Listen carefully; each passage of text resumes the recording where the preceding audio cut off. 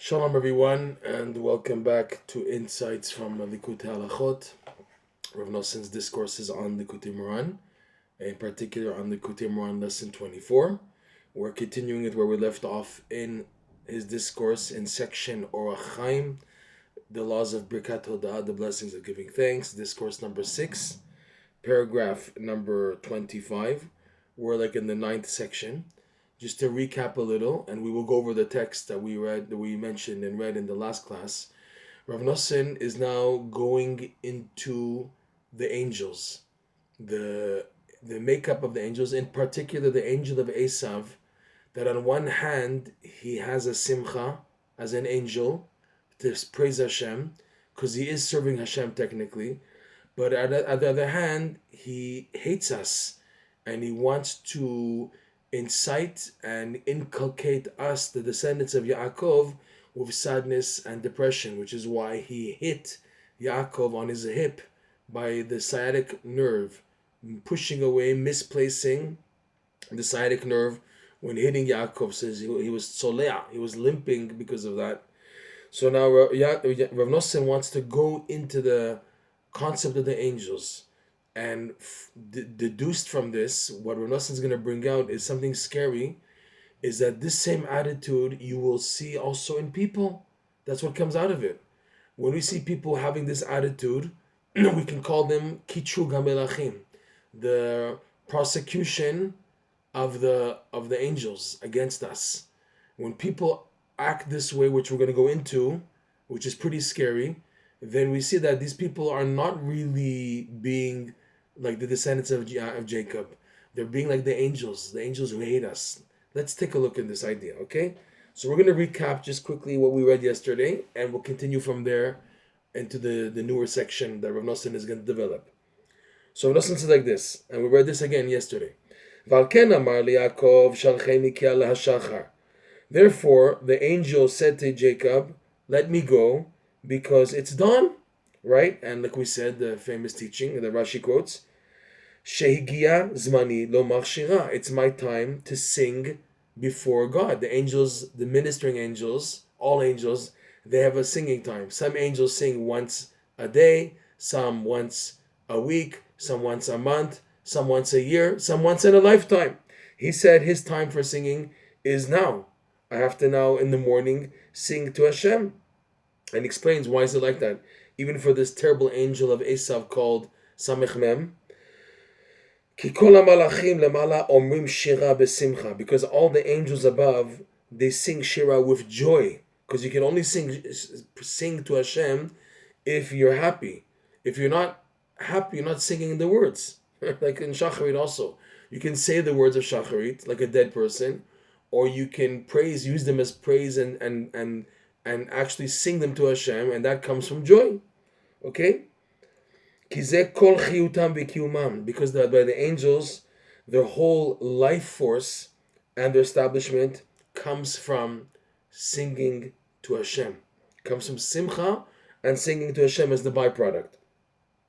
Like Rabbi Nachman himself wrote in Likutey Moharan, section 2, lesson number 5.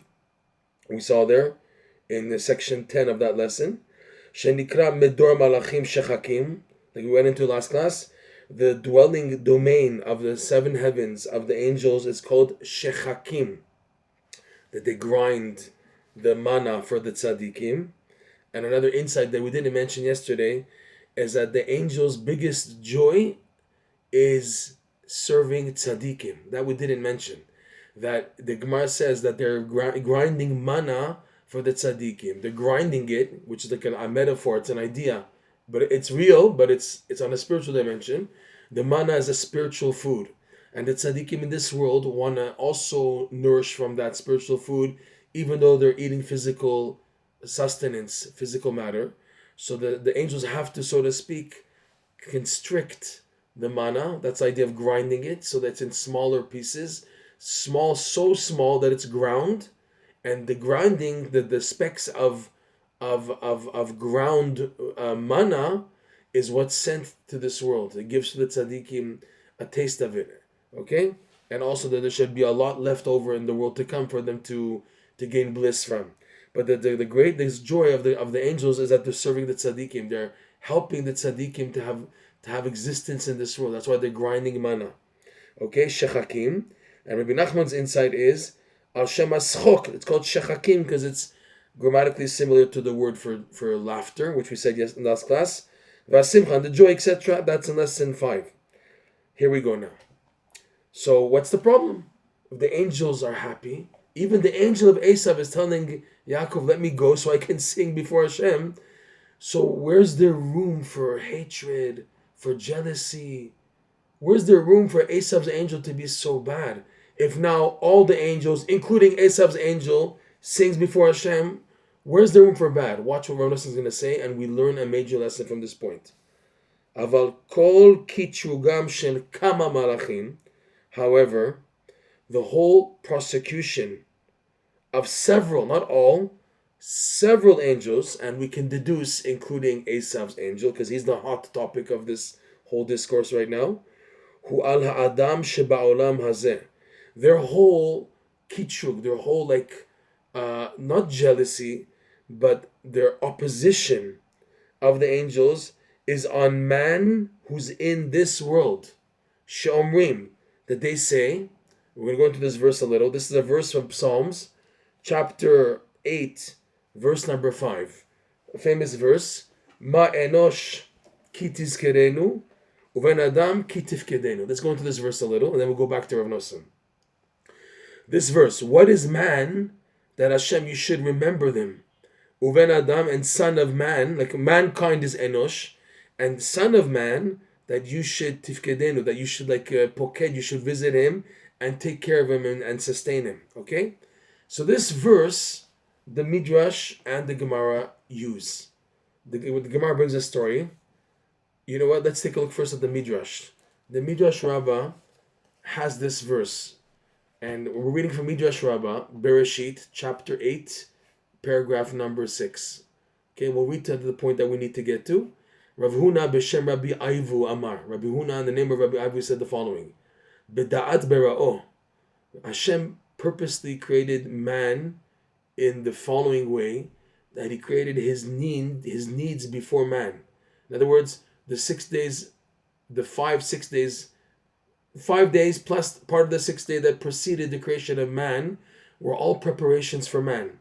Shebarat sochem mizanotav, that Hashem created first the needs for the sustenance, the nourishment for man.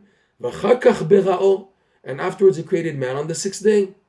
Amru malachi asharet, the angels who are serving Hashem, the serving angels, they said, Lifnei HaKadosh Baruch Hu, Master of the universe, Ribon HaOlam. This verse, Ma enosh ki tizkerenu ven adam ki tifkedenu. What is mankind that you should remember him and give him some importance? Ven adam ki tifkedenu, and son of man that ki tifkedenu, that you should, poked, you should visit and take care of them. Because they foresaw that mankind is going to have good, but evil. Right? Hoda'ah lehan mibaria. This ke'ev rosh, this pain that you have, Hashem, this pain, unnecessary pain of creating mankind, do you really need to create him? He's just going to be a problem, mankind. Okay? So Hashem said, Amar lehon imken, if that's the case, the next verse in that chapter that you brought from Psalms, chapter 8, verse number 5. Verse number 8, Tzonev alafim kulam, all the mountains that I created, for who? And then it says, all the birds of the heaven and the fish, for who? All of that you're seeing, and at this point that I'm about to create man on the 6th day, the angels are prosecuting and saying, why are you creating man? Chaval, it's Chaval. All this I created for him, for mankind. That's why if now mankind is bad people, but there's also good people. So with this midrash, the angels, they asked this question to God. And it's prosecution angels who tell Hashem, it's like the language of the midrash is pretty, shows how much they're really upset at Hashem for creating man. Hada'akta lehan mibaria. Let's just look at the exact translation. Zotzara lama tibare. Why do you need to create this difficulty of mankind? So you already see where Rav Nosson is saying that there are angels who are against. mankind was about to be created, and they said, Hashem, why are you creating? So Hashem says, so why did I create everything? It's for man. Okay? This is the Midrash. Now the Gemara says something a bit scarier. Again, with the same verse, but a different story. This is the Gemara in Sanhedrin. Okay, page 38b. So this is a more explained Gemara, but with a different story here. It says like this: Amar Rav Yehuda Amar Rav. Rav Yehuda said, name of Rav, B'sha'ah shebikesh HaKadosh Baruch Hu livrot et Adam. At the time that Hashem wanted to create man, which could be like the Midrash's time, right before creation of man on the sixth day, after things have been created. So there's room to assume that. Bara kat achat shel malachei hasharet. So before Hashem created mankind, He created a group of angels, one group of angels. There's many groups, but one specific group. Amar lahem, and He said to them, "Retzonchem naaseh adam b'tzalmeinu." Do you angels agree that I should make man in my image? We should create man in our image. Amru lefanav. Since they saw Hashem was asking their opinion, so these angels said before Hashem, Ribono shel olam, Master of the universe, Mama asav, this man that you want to create, what will be his actions? Amar lahem, kach v'kach ma'asav. The Gemara says, such and such are his deeds. The commentaries explain, there'll be descendants of mankind that I'm going to create who will do good, and they'll be bad. The commentaries say it much better. Mikrim rabim alul hayetzara lishlot alav. In the most cases, that's why the Gemara says kach v'kach, like so so are his actions. Hashem is saying already, so are his actions, as if to say, he's not going to be such a tzaddik. Mikrim rabim alul hayetzara lishlot alav. The majority of cases, there's a big chance that the evil inclination will rule over mankind. Okay, so the angels are not used to this. You're creating something with such a flaw. How could you? Because the angels were perfect. Creation, the world that they saw is perfect. So Hashem is telling them kach v'kach. So it's as if He wants to hear their opinion. Amru lefanav, the angels said before Hashem, Master of the universe, Ribono shel olam, ma enosh ki tizkerenu ven adam ki tifkedenu. Master of the world, what is mankind that you should consider him, give him consideration? Ki tizkerenu, that you should even remember him and think about him for creation. Uven adam, and son of man, ki tifkedenu, that you will poked, you will take care and visit him. So the Gemara says Hashem was so upset at that answered, hoshid etzba'o aktana beinehem usrafam. It's an expression. Hashem put His pinky between these angels and burned them. Like they said the wrong answer. Vechen kat shniya, and a second group He asked the same thing, and the same thing happened. Kat shlishit, the third group, Amar lefanav, when asked the same question, they were scared already because they saw what happened to group number 1 and group number 2. They said, Ribono shel olam, Master of the universe, Rishanim shamu lefanecha ma ho'ilu. The first ones you asked their opinion, what did it help? Look, you killed them, you destroyed them for what they said. So what are we going to say? Hashem, you're the boss. Kol ha'olam kulo shelcha hu. The whole entire world is yours, Hashem. Kol ma shata rotzeh la'asot be'olamecha aseh. And whatever, Hashem, you want to do in your world, do. Don't ask us. And Hashem was happy with that answer. And these ones didn't die. Okay? So it looks like, based on the Gemara, Rav Nosson, we have a question of Rav Nosson. Which angels are saying Ma Enosh, Ki Tizkerenu? Because they were destroyed by the Gemara. So it has to be that Rav Nosson is basing himself on the Midrash, because the Midrash doesn't say that we saw that Hashem destroyed these angels. These angels said to Hashem, you need this tsar, you have to create this pain in the B-U-T-T. You need to create mankind. Is this going to be problematic? Okay? So Rav Nosson's going to go into this. Watch. He says like this, Rav Nosson.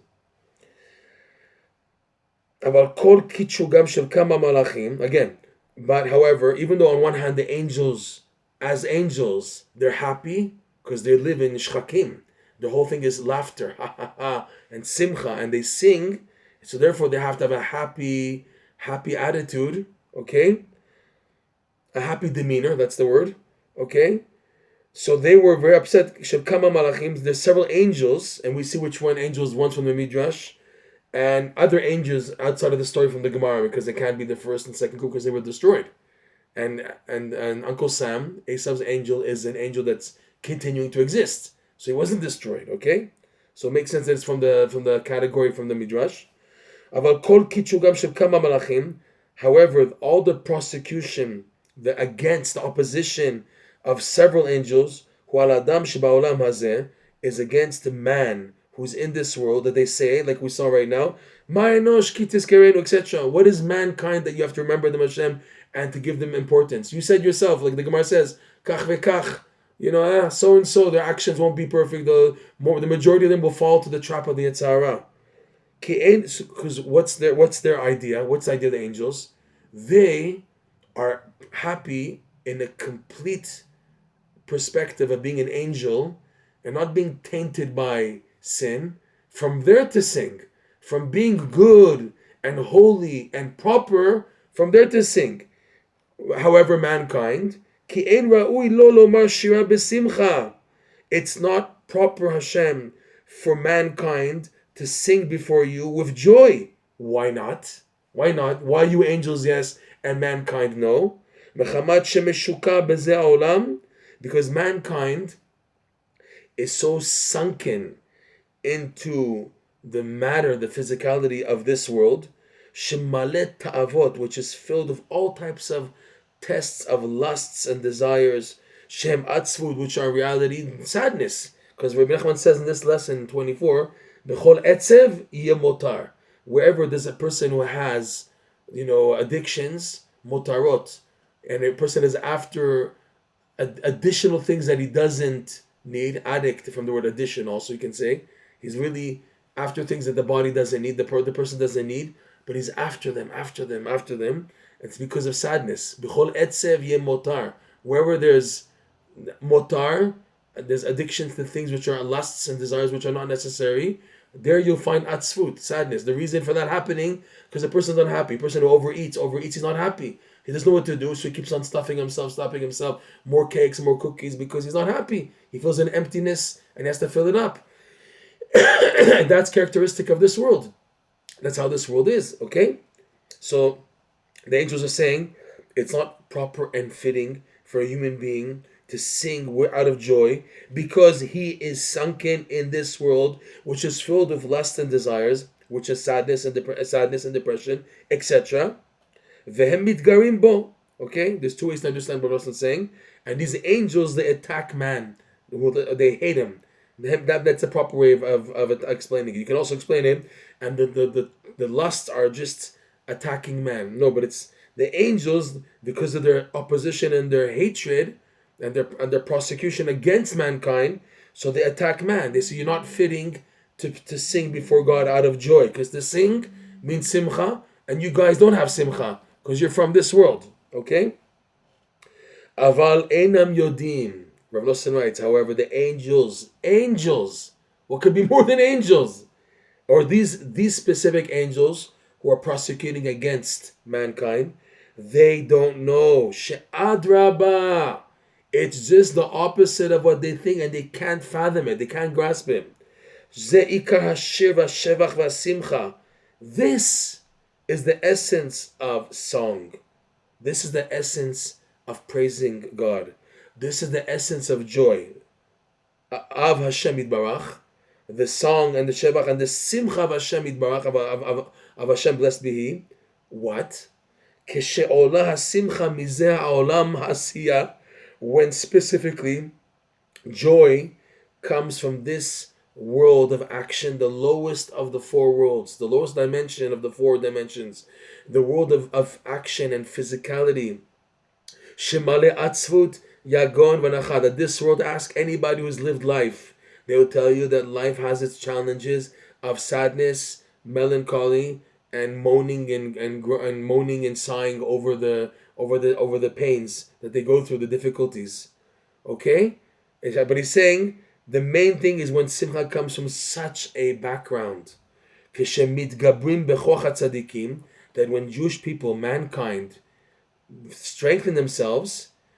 And he says, Rav Nosson, he's very precise in the strength of the tzaddikim, because the tzaddikim are the ones, because the Midrash says, kach vekach, the majority are going to fall. There's some who are going to make it. Who are those some who are going to make it? The tzaddikim. So what is the benefit of the tzaddikim for the other people? That if people hold on to these tzaddikim, attach to them and their teachings and their ways and their advice and their merit, okay? Not instead of God, chas v'shalom, but they use the tzaddikim as like an energizer to hold on to. They can have strength also in the strength of the tzaddikim. They themselves are weak. I'm a weak person. I have ta'avot. I admit I can't make it, Hashem. So how can I make it? If I connect myself to the tzaddikim, attach myself to the tzaddikim, so it brushes off on me that I get energy, like mileage. Mileage plus, it's like, you remember the Super Mario Brothers? He eats the mushroom, boop, boop, boop, he gets big. So now I get more energy because of the tzaddikim, not because of me. Because of their strength, that they help me because I'm close to them. I believe in them, in their teachings, and it brushes off and lifts me up also. And then such people in this world of sadness are able to transform the sadness and melancholy and the moaning and the sighing of this world. Daika lesason v'simcha. Specifically, to transform it to joy and happiness, to delight and happiness. This is what the angels can't handle. This is what the angel of Esav can handle. This is Esav attitude. Esav attitude against Jewish people, like we hear many people saying, look at you religious people, look at you Jews, look at you, look how you eat, look how you live, and you're schlepping everything. And how do you expect to be proper? Because there was the nations, they can't stand that we're so broken, and yet we're connected to something which is so complete. We're broken, and yet we have access to Hashem, and Hashem wants us, as we're broken, to connect to Him through joy, from the brokenness and the blemishes and the wishy-washy and the attitude that the nations have on us, especially in exile. Look at these Jewish people. You represent Hashem. You're the nation of God. Look at you guys. Look how you guys are all messed up and everything. And you guys connect to God. It's not proper. It's like a different attitude. It's not just denying God. It's not only denying God, chas v'shalom, which is an atheistic attitude. The angel of Esav, who can't deny God, he's an angel. His attitude, which afterwards he feeds subconsciously Esav mentality attitude, both in the nations and in other Jews. Esav attitude is, look at you. You're going to try to serve Hashem. You're going to reconnect. Look at you. You don't deserve to be happy. You don't deserve to be simcha because your whole life is lust and desires and being stuck in them. How do you from there expect to connect to God? That is Esav angel mentality. Okay? And you have religious people, they can't stand other people who are falling off, or people who are just beginning, and they're stuck in drugs and stuff like that, and yet from there they try to put on tefillin and connect to Hashem, and they dress funny, the guy with his kuku and his earrings, and he's putting on tefillin. So the people who are more religious, they develop a kichug Esav attitude that you're not fitting to put on tefillin. I have to admit, I once had a case of a person I knew who was renting a room in a house of a family, and unfortunately he began to have an illicit relationship with the wife of the house, and they actually had relations, and she became even pregnant, but she miscarried. And he told me this story, and I was so shocked. Like, it was the attitude I had, which was not a proper attitude, was, I'm scared to even talk to you because you're tameh, you're impure, I don't know what to tell you. The guy was crying, trying to find a way how to come back to Hashem, and I was like scared of getting brought down, like, don't bring me down with that, what you did. You're so like impure and everything. Looking back, if now we had a more proper attitude of there's still hope, Hashem even though you are as you are, as blemished as you are, you can come back to Hashem. I gave him to say tikkun haklali and stuff like that, but my attitude was like, let me run away from this. Oh my God, this is scary. He shouldn't bring me down. He shouldn't make me tainted and make me impure. This is a very unfortunate mentality from people who are more in the religious world, that they don't know how to deal with, how to accept and judge favorably people who are on the outside. And it's similar to the kitrug of the angel of Esav, that it's perfection. You can't be happy unless you have perfection. Look at you guys. You're steeped in the world, physicality. How do you expect from there to have a springboard to come back to Hashem? And Rav Nosson is saying, Rabbi Nachman teaches just the opposite.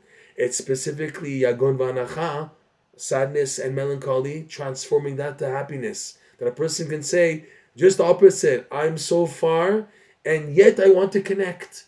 I can say I'm so far, and let me be stuck in the garbage, and the booze, in Las Vegas, and the gambling, and then all the znoot, immorality, etc. But a person says, I'm coming from there, but yet I want to be a better Jew. Okay? That, when a person can't accept that, that's reliving the kitrug malachim, the prosecution, the opposition of the angels. Okay? And that's what the angels can't handle. Rav Nosson is unbelievable when he's saying that. Saying even though Esav's angel, okay, it's bad and everything, but yet the Torah says he has to sing. What do I care that it's morning? Because he has to go, Rashi says, quoting the Gemara, he has to go sing like the with all the other angels.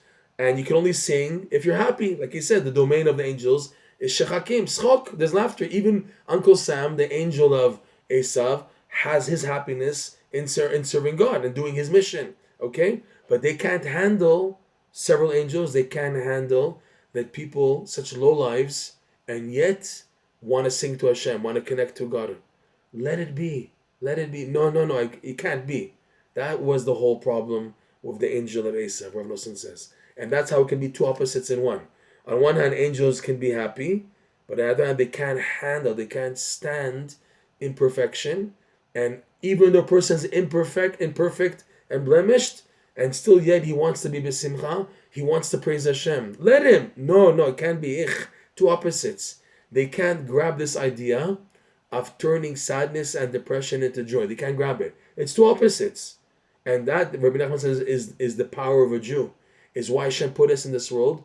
And what Hashem delights the most is someone who comes from so far and yet wants to come close. He has every reason in the world to be besimcha.